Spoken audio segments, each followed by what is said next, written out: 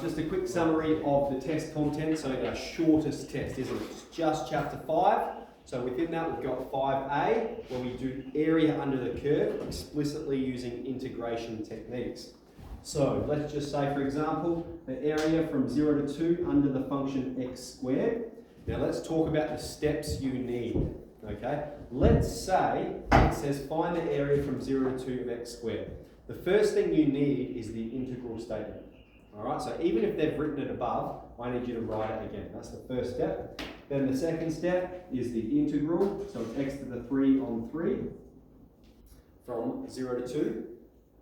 The third step is with the substitution performed. So we have 2 to the power of 3 on 3, take 0 to the power of 3 on 3. And then the final step is the answer.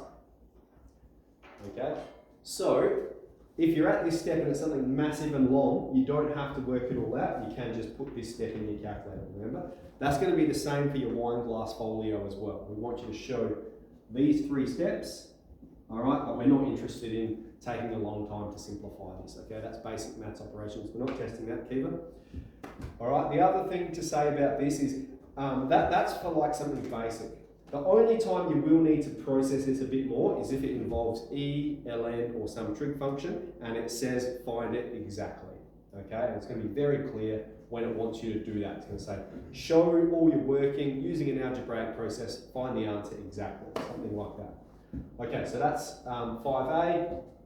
5B, area between functions. So that would involve finding the intersection of functions. All right, so let's say you have f of x and g of x, establishing first where they meet, or probably what it'll be, show that they meet here. Show that they meet at these points so that you've got them, and then in the next part, hence find the area between them. Into part C, we start talking about kinematics, don't we? Okay, so that was split over 3 exercises. Not a huge difference between the 3 exercises, but just aware we've looked at it before, motion diagrams, so forth. It's about motion of an object. And then in the last one, problem solving. Now there is a question that I do want to go over. That's the one in the back of your notes book. But I think I might do it tomorrow when I have a better orientated whiteboard and so forth. Maybe a few more people. All right, as far as the test goes, 1A4-page handwritten notes. All right, so bring that. You get your graphics calculator. Now, if you look on EdVal, it'll probably say that we're scheduled out here somewhere. So I've made arrangements.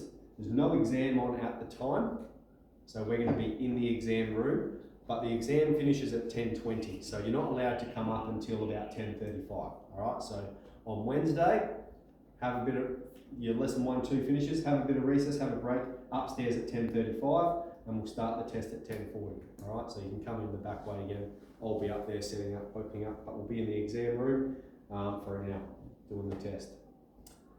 All right, as far as revision goes, so I've handed these out. If you haven't got a copy, let me know. I've got heaps here at the moment. And if you want these, I'll perform a print right now. And so, they're sort of optional extras. I encourage you to have a look at the review sets for chapter 5.